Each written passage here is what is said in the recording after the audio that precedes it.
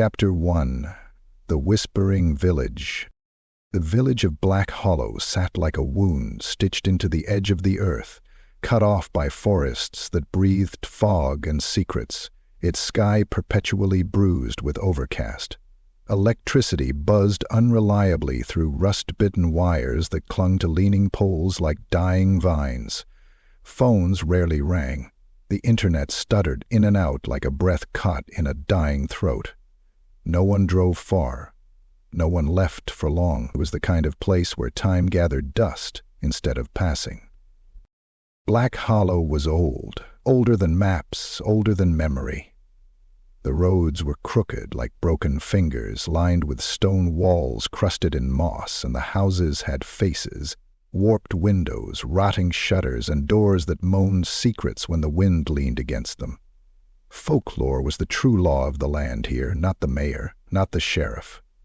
Stories held weight like gravestones, and every child grew up learning what not to say, and where not to go after dark. Everyone in Black Hollow knew of her. The red-eyed midwife. She did not age. She did not advertise. And yet when labor began, her presence was inevitable. No one summoned her. She came as if summoned by the screams of pain themselves, appearing just as the first contractions tore through the mother's body. Always cloaked in a veil of black, her lips never smiled, but her voice cooed lullabies in a tongue no one understood. Her eyes, those accursed eyes, glowed like twin coals in a skull too smooth to be human, blood-red and glistening, like fresh wounds that never scabbed. But her reputation? Immaculate.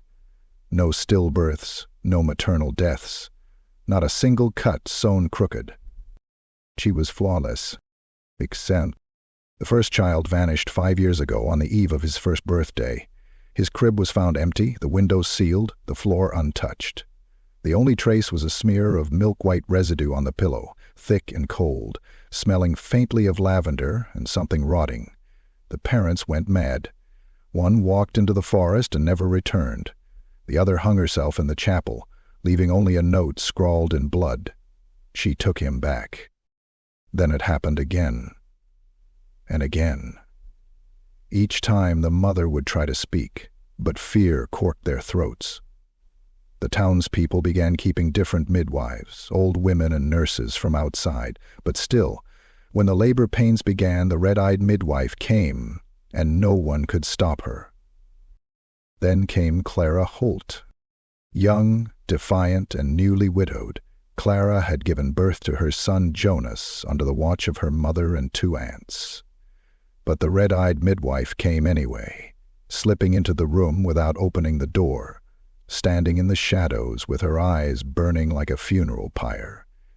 She said only one thing before laying her hands on Clara's stomach. "Will come with ease, he is meant." And he did come easily. Too easily. Clara hardly screamed. He slid out like water, like something oiled and faded. The red-eyed midwife whispered something to the infant and handed him off without looking at Clara again. She was gone before sunrise. For 11 months, Jonas grew. He giggled. He walked. He clung to Clara's braid with pudgy fingers. He would sometimes stare at corners for too long, cooing at shadows and invisible things. Clara brushed it off. Children had wild imaginations. On the morning of his first birthday, Clara woke to an impossible silence. The crib was empty. The window was shut. No footprints. No broken latch. Just the sickly sweet smell of lavender and rot curling in the air like smoke from a cursed fire. Clara screamed until her throat tore. The sheriff came. The villagers offered condolences carved from routine. No one asked questions. No one helped search. Because they all knew. And Clara knew too. But Clara wasn't like the others. The sorrow didn't paralyze her. It fed her, hardened her like iron forged in grief. She began to ask questions aloud in the town square. She pinned the red-eyed midwife's name to every doorstep. She held up Jonas's clothes like banners of war, demanding answers. Most villagers turned away. A few wept. One old man spat blood and said, "Hush, before she hears you whispering her name."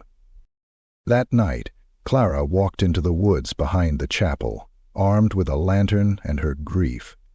Moonlight cut through the trees like bone through skin, and the wind muttered things she couldn't understand. She found the cemetery by accident. Black Hollow's cemetery was not on any map. It moved, according to the old tales. Sometimes it rose from the roots like a breath held too long. Other times it vanished for years. But tonight it was there, twisted gates yawning open, its stones hunched like starving beggars. And standing among the graves was her, the red-eyed midwife. Her black dress fluttered without wind, and her veil was down, but those eyes still shone through, twin orbs of crimson agony. Her hands hovered over a tiny grave, whispering, not words, but sounds too old for any human tongue, like the hiss of blood pouring from a fresh wound. Clara didn't breathe. She didn't move. The wind died. Even the trees stopped rustling. The midwife stopped whispering. She turned. Their eyes met. And in that moment, Clara saw something behind those red irises. A flicker of a nursery, rotting and eternal, filled with cradles of bone and babies that wailed without lungs. Then the midwife smiled. Not with her mouth, with her eyes. Clara ran like the world was unraveling behind her, because maybe it was. And in the wind, behind her, came a whisper. 11 moons, 1 remains. And then, silence. Chapter 2. The Blood Ledger. The rain in Black Hollow didn't fall. It oozed. Thick sheets of it clung to the air like mucus from the throat of something long dead, coating every surface in a greasy sheen. Clara Holt moved through it like a specter, her boots sucking against the mud-slick cobblestones as she approached the one place she'd avoided since Jonas's birth, the old town clinic. Abandoned since the war, the building slouched like a drunkard at the end of Millen Street. Vines clutched its frame like veins around a corpse, and its once wishmill siding now festered with black moss and termite scars. The windows were blind, boarded over with wood that had splintered into splinters. Clara pressed her hand to the heavy door. It didn't creak. It groaned, as if waking from a century-long nightmare. Inside, the air was wet with mold and memory. Rotting beds stood like altars to failed miracles. Dust rose in choking clouds with every step. But there was a feeling in the place, deeper than decay, a pulse, faint but present, as if something beneath the floorboards still breathed. She remembered a story her grandmother used to tell. The clinic's bones were carved from the wood of the hanging tree. That's why it keeps secrets. At the time, it had been a bedtime tale. Now it felt like a warning.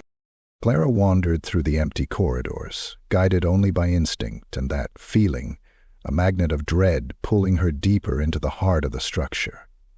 She found herself in the birthing room. Time had warped the walls, which bent inward like ribs of a starving beast. In the center was an old iron birthing chair, its stirrups rusted and splayed like broken arms. Beneath it, the floor groaned differently.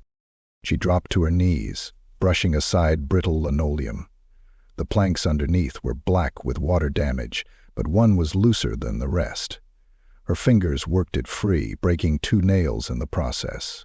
Beneath was a cavity, small, dark, and dry as bone. Inside was a book, thick as a brick, bound in what looked disturbingly like stitched skin.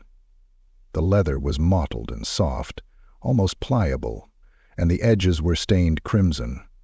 A sigil, burned into the cover, twisted like a serpent swallowing its own spine. It thrummed beneath her fingers. the same dull heartbeat she'd felt since entering the building. Yuri met her eyes, and his face became... Clara opened it. The pages inside were yellowed but immaculate, the ink a shimmering black, red that bled into the paper as though still fresh. The first entry was dated 1814, a girl named Eliza, born under a crescent moon. Next to her name, a symbol, a circle pierced by a jagged fang. The next entry, 1815. Then 1816, one per year. One baby every year. And beside each name a different sigil, some resembling ancient runes, others like insect limbs or thorned roots. Some were crude drawings of eyes, mouths, teeth, and always, in the bottom corner of the page, the same signature, articled Numb, Red-Eyed Midwife. Clara's stomach turned. She flipped forward, scanning the years. Her hands began to shake. The entries never ceased, not through war, not through famine, not even through the deadly fire that burned half the village in 1923. Then, 1952. Clara stopped. Holt, Myria delivered, moon full, sigil maw of thirst. Her grandmother. The ink glistened, as though wet. Clara's eyes widened as the sigil beside the name twitched, then stilled. Her mouth went dry. She flipped further, faster. Her mother's name wasn't there. Neither was her own. But 2024? Halt. Jonas delivered. Moon new. Sigil, spiral of offering. The sigil was different. It pulsed faintly, a slow whirl of crimson. She slammed the book shut, heart beating like a war drum. Her family had been marked, not just once, but generationally. That night, Clara didn't sleep. She pored over the book at her kitchen table, her hands trembling each time she turned a page. The longer she read, the more she began to feel watched. Not just by memory, but by something tethered to the ink itself, something old and ravenous. She came across a set of pages near the back, the paper darker, thicker. The ink here was more erratic, less legible, scratches instead of words, drawings, rituals. And then, suddenly, an entry entirely in Latin, dated 1666. A name scratched so deep it punctured the page. Margareta Voland. A midwife accused of stillborn witchcraft in a Puritan settlement outside Salem, burned alive, or so they thought. But Margareta had not died. She had struck a bargain, to deal with something that crawled beneath the veil of the world, an entity hungry for the purest light, the first breath of a child. The entity offered eternal youth, eternal purpose. In return, once per year, she would deliver a child and sacrifice its soul to the spiral. Not just any child, but those born of light, a cryptic phrase that echoed throughout the book. One each year, no more, no less. Clara dropped the book. Her hands were sweating. The sigils burned in her vision when she closed her eyes. Somewhere in her house, a door creaked open, slowly, deliberately. She didn't move. Then, in the quiet of the kitchen, her breath froze. On the mirror above the counter, a place she never touched, was a mark.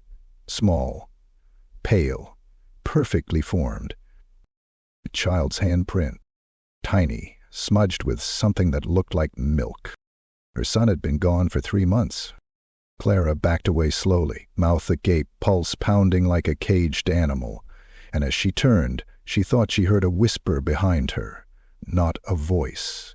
A breath. A lullaby, sung in reverse.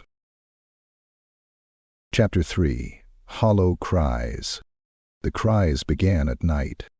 Thin, distant and gurgling, like a newborn choking on air. They came from nowhere and everywhere all at once. Houses that hadn't held children in decades echoed with phantom wails. Cradles rocked without wind. Mobile toys spun on their own, casting dancing shadows that never quite matched their shapes. The first to hear them was Mrs. Whitcomb, an old spinster who hadn't stepped outside her cottage in years. She awoke to find her attic window flung wide open, her dust-laden crib, long untouched since her stillborn grandson, rocking slowly beneath the beam of moonlight. She screamed so loud her own heart burst. The sheriff found her, collapsed on the floor, arms locked around an invisible bundle.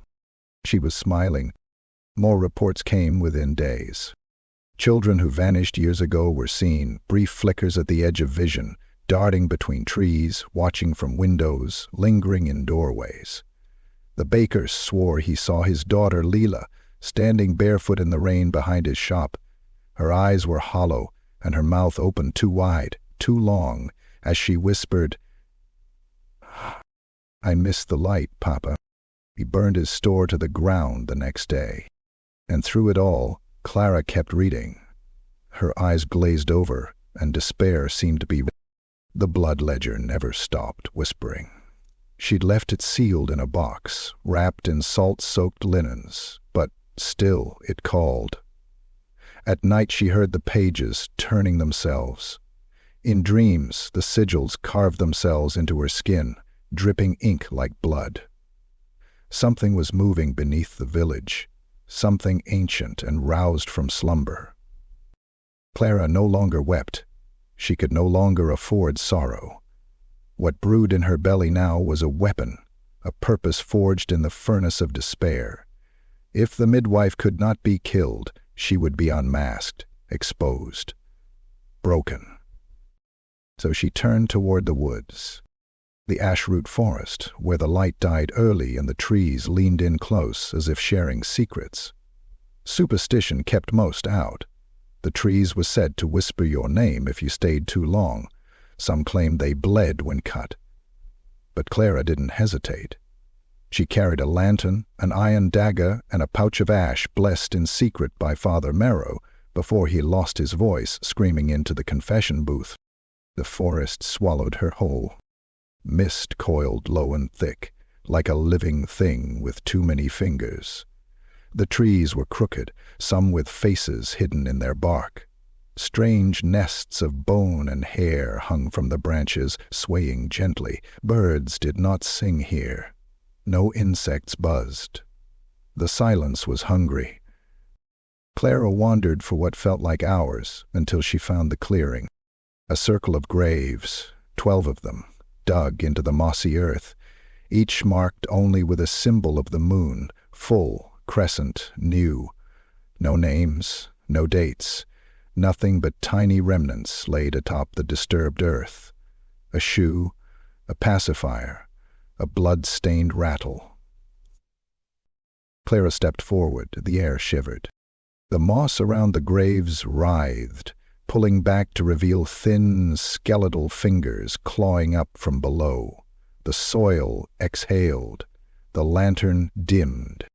She knelt beside the grave marked with a new moon and picked up a small knit sock. It was Jonas's. Her own stitchwork, the one she'd buried with him out of hope. Suddenly the silence shattered. A low, animalistic growl erupted behind her, wet, gurgling, like flesh slapping stone. She turned slowly, very slowly, and saw it. The familiar. Not quite beast, not quite man.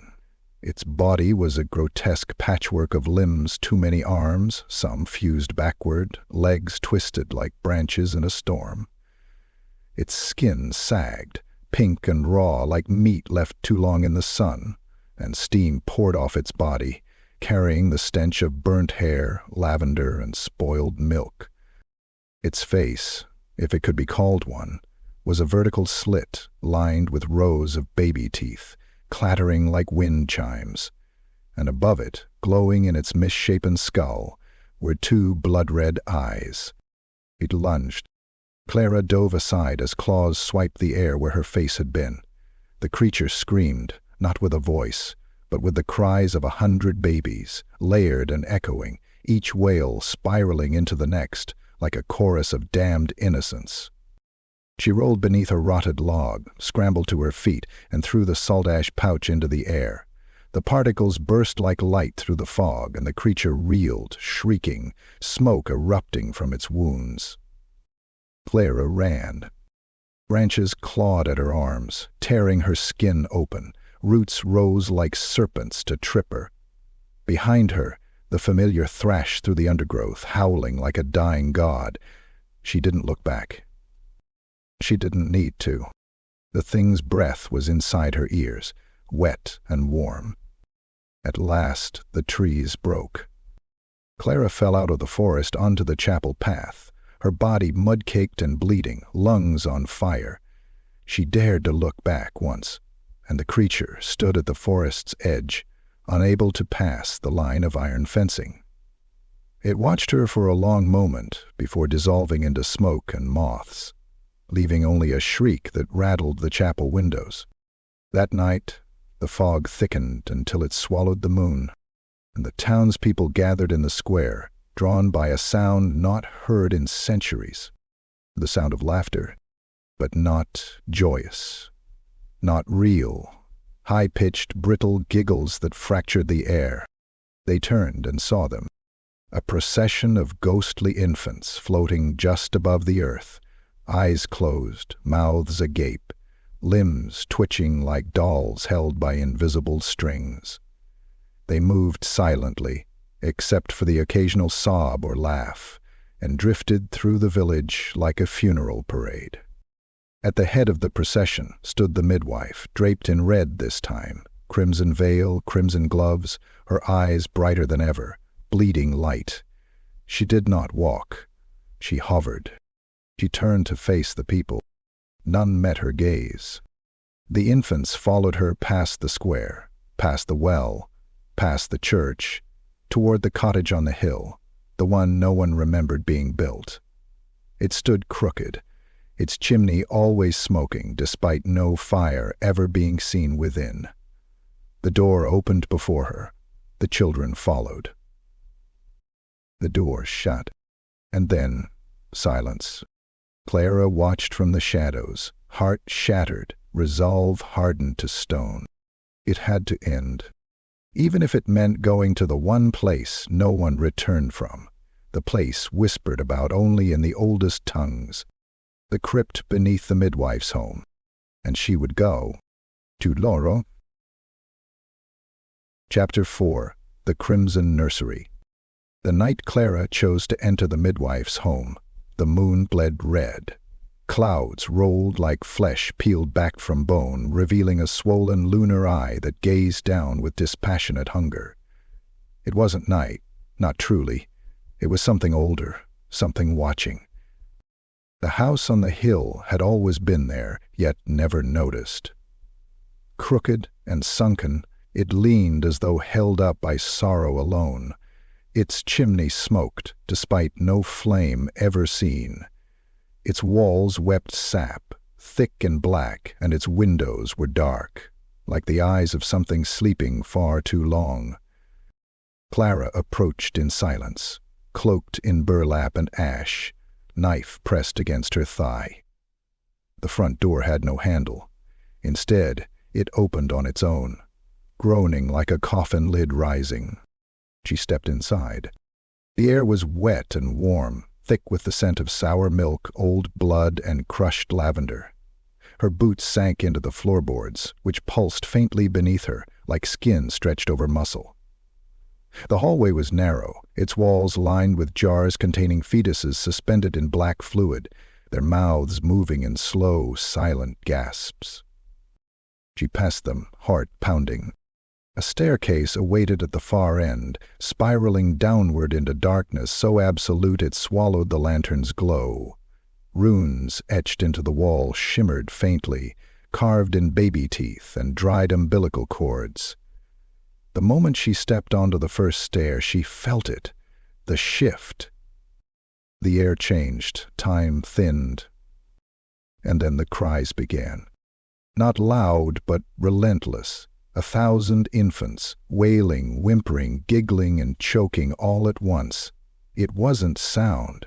It was something deeper, pressed against her bones like nails tapped into marrow. She descended for what felt like hours. The steps ended in the nursery. An immense cavern stretched before her, far larger than the house above could ever contain. The walls were made of flesh and stone, stitched together with veins that throbbed and split. Cribs lined the room in uneven rows, hundreds of them, each made of rib bones and hair, each rocking on its own, and in each a spectral child. Some cried, some whispered, some stared at the ceiling with mouths stretched too wide, humming lullabies in voices that sounded backward. The nursery was lit by an impossible glow pulsing from the center of the room. An altar. It rose like a tumor from the earth, built from intertwined femurs, shattered pelvises, and the gnarled roots of a dead tree. It throbbed with each spectral cry, absorbing sound like a sponge. Blood, not red, but a luminous gold, dripped from its edges and pooled beneath, seeping into grooves carved with ancient sigils that twitched when looked at too long. Atop the altar, a glass cradle, and inside it, Jonas. He was weightless, suspended in a fluid that shimmered like oil. His eyes were open but unseeing, and his lips moved constantly, whispering backwards Latin, words Clara couldn't understand but felt in her spine. She rushed to him, hands trembling as she touched the glass. Her breath fogged it, and suddenly Jonas's eyes focused. "What around?" Clara sobbed, pressing her forehead to the cradle. Then the temperature dropped. The cries stopped. Behind her, a voice. "I gave you more time than the others, Clara." Clara turned. The red-eyed midwife stood at the base of the altar, no longer veiled. Her face was beautiful and terrible. Flawless skin stretched over high cheekbones, lips that never moved quite right. But her eyes, they wept blood, slow rivulets that never ceased. She wore red, a gown stitched from birth sheets and swaddling cloth, trailing behind her like spilled entrails. "I do not take joy in this," she said. Her voice was calm, too calm, like a doctor explaining death to a child. Clara raised the dagger. "Then stop!" The midwife stepped forward, unfazed. "I cannot. I am both jailer and prisoner. I am the lock and I am the key. I was cursed before your village had a name." She motioned to the nursery around them. "These souls are not dead. They are fed one each year to the thing beneath, the God that waits, buried below the roots of this hill since the world was new. It does not sleep. It hungers." "Then feed it yourself," Clara growled. "I did. Once, my own child. That is the price of the pact." The midwife's face twitched, something like sorrow, something like memory. "It offers me eternity, beauty, purpose. In return, I deliver one soul of light, pure and untouched. If I fail, I am devoured, and the village burns." Clara stared, gripping the dagger tighter. "There is a choice," the midwife continued, her voice now trembling. "You may free your son. Break the cradle, take him. But doing so will shatter the pact. The creature will rise. The village will fall. And the other way, you may take his place." Clara froze. The midwife stepped closer, her eyes dimming, softening. "You will lie in the cradle. You will whisper backwards for eternity. The spiral will reset. One more year of peace, one more child spared." A long silence. Then Clara looked at her son again. He reached toward the glass, mouthing her name without sound. His fingers pressed against the inside. Small, perfect, alive. Her heart broke a second time. She turned back to the midwife. "If I take his place, will he forget?" The midwife paused. He will remember only love and lullabies. Clara nodded. Slowly she kissed the glass. Then she stepped toward the altar. The cradle opened without sound, and as she climbed in, the cries resumed, softer this time, grateful, welcoming. The last thing Clara saw was Jonas smiling, reaching for her as if from the surface of a deep pond. Her body grew heavy, her vision warped, and her voice, her soul, began to whisper backwards into eternity. The midwife turned away, wiping blood from her cheeks. Another year bought, another mother sacrificed. The spiral held. Chapter 5. The Silence of the Firstborn. For 3 days the hill stood silent. No cries echoed from beneath the house, no smoke rose from the crooked chimney. The red moon receded, replaced by gray clouds that hung heavy with mourning. Birds cautiously returned to the trees. Even the air, so often thick with unseen breath, felt thin and wounded, like lungs just after a scream. And Clara Holt was gone. The villagers did not speak of her, not aloud, but they remembered. They felt it in their teeth and bones. Something had shifted. The weight that had pressed down on Black Hollow for over a century was lighter, yet somehow more focused, as though evil had simply changed hands. The nursery beneath the midwife's house lay still, its cribs empty, each spectral child now freed, their whispers carried upward in curling tendrils of gold mist. The altar no longer pulsed. It had dried, its once living roots now blackened and cracked, its bondwork stained by the final sacrifice. But Clara remained. Her body lay still within the cradle of glass, her limbs weightless, suspended in the oily shimmer.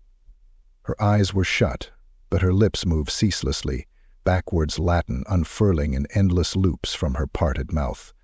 Her fingers curled in rhythm with words too ancient to be remembered, a lullaby reversed, a curse preserved. She had become the lock now, the new vessel of the spiral. The red-eyed midwife stood beside her, gaunt and shaking, no longer vibrant, no longer powerful. The bargain had shifted, as the bloodlines demanded. She was untethered, the burden passed. She turned from the nursery, her prison, her altar, her child's grave, and ascended the stairs with dragging steps.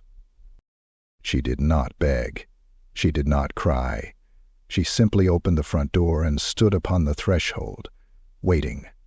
By morning the villagers came, carrying torches, bearing oil, wrapped in silence. Not a single word was spoken. They surrounded the house, that crooked relic of suffering, and doused its walls in gasoline. The first flame licked the baseboards with hunger, then another, then another. Soon the building screamed as wood split and glass burst. The flames rose tall and righteous, vomiting black smoke and golden sparks into the dawn. The villagers watched. No cheers, no prayers. Only the crackling of justice long denied. No one saw the midwife burn. She never screamed. But some claimed they saw her shadow flickering inside, walking into the fire like a bride into a cathedral. And some swore they heard a baby cry, just once, sharp and piercing, before falling into silence. 1 year passed. Black Hollow changed. Slowly, cautiously, there were no more missing infants, no lullabies in reverse. The woods still whispered, but less so. The graves in the moonlit clearing faded, their markers swallowed by moss and time. People dared to name their children again, dared to celebrate birthdays. The clinic was reopened. New midwives came from neighboring towns. But then, on the morning of the first spring birth, just as the sun peeled back the last of the winter frost, she arrived. She walked through the mist, barefoot, her steps making no sound. She wore a shawl of deep crimson, woven from a fabric that shimmered like wet silk. Her dress was black, stitched in tight seams that pulsed faintly in time with her breath. Her hair was coiled beneath her scarf, but her eyes told the truth.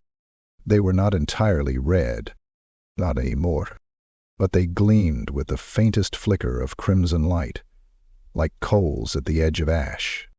She didn't knock. She simply stood at the doorstep of the Hollow's new mother, hands folded, eyes lowered respectfully. And when asked her name, she answered only, "I've never lost a baby yet." She was welcomed in. The birth was easy, silent, clean, no pain, no complications. When the baby arrived, she smiled, a small, unreadable smile, and whispered a blessing in a language no one understood. Then she left, her bare feet never disturbing the ground. But as the door shut behind her, the new mother noticed something strange. A single, small handprint on the mirror. Too small to be her baby's, too perfect to be imagined. The villagers whispered. They remembered, and as the sun dipped below the tree line, casting the village into that familiar half-light, the final line was spoken again. This time as both legend and warning. She's never lost a baby yet, but none have lived to see their first birthday.